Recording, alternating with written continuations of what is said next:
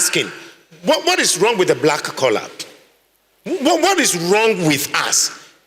Is it so true that we can't manage anything at all? Is it true that we can't manage ourselves? We can't manage anything we inherit? We can't manage anything entrusted into our hands? Ask your neighbor, what is our sickness? Ask somebody, what is our sickness? What is your yare? I said ask someone. In John chapter 6 verse 12, Jesus taught us the principle to gather the pieces so that nothing is wasted. If we gather so there would not be any waste, you wouldn't rent a house and mismanage the place. The toilet seat is destroyed and you expect the landlord to come and fix it for you.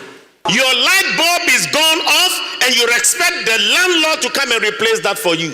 If we gather so that there would not be any waste, traffic lights are not functioning and appropriate authorities ignore them, and that leads to accident and human life is lost. If we gather so there would not be any waste, people will not be killed on our roads, because we have illiterate drivers who have no knowledge of driving, yet holding licenses for which they didn't legally acquire.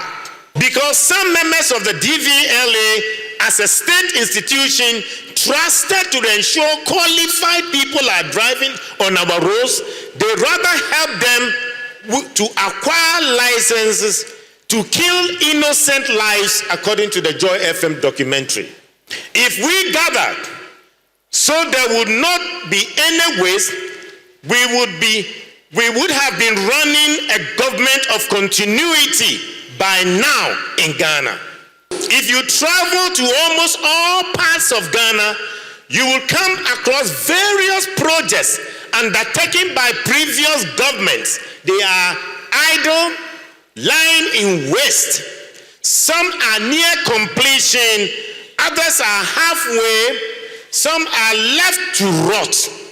You will find across our country houses built under President Kufuor, houses built under President Atta Mills, houses built under President John Mahama are almost finished and yet have been left to rot. We borrowed money to build it. We are now paying for those loans, and the houses dotted all over the country have been left to rot. Yet we still complain of housing deficit, and there are lots of people struggling to find a place to lay their head. People are struggling and people are homeless. My advice to all of you and to those listening to me, if you are homeless, you are struggling looking for accommodation, go find any of those government buildings that have been built and they have ignored it. Go move in, move your family into those houses, take ownership, stay there, because you are a taxpayer. The homes belongs to you. When someone asks you, tell him you're a taxpayer, and for 10 years, 15 years, from the days of Kufuor, the days of Atta Mills, the days of John Mahama, these buildings have been left going waste. Therefore, you need a place. Go take the place, stay in, and enjoy your life. You are a Ghanaian. You are a citizen. You pay tax. You deserve a decent home. The government has left you to rot. They have no plans to complete it. So go stay there, go complete it, and enjoy yourself as a citizen.